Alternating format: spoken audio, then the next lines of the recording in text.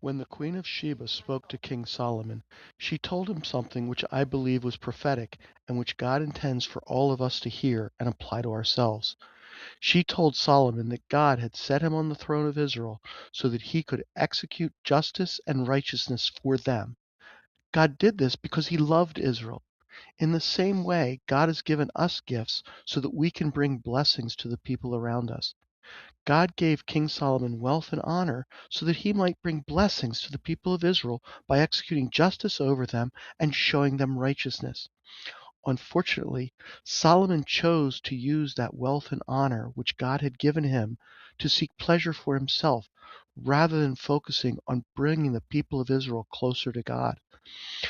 So let us remember that God has blessed us so that we may bless others, just as he blessed Solomon so that Solomon could bless the people of Israel.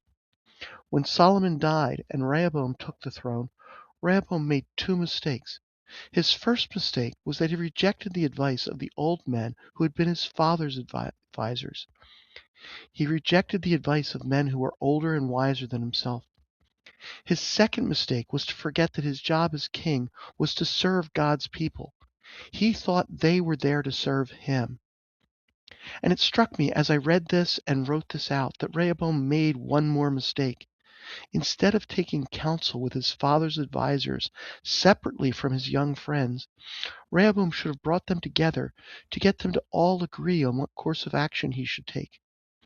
We often make the same mistake of choosing either the wisdom of the aged or the energy of the young. In this case, Rehoboam's advisors probably would still have given him conflicting advice, but perhaps if his older advisors had been present when the young men gave their advice, the older men could have explained why it was bad advice.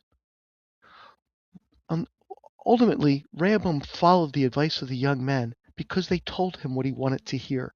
Let's choose to listen to the advice and take it because it's something from God.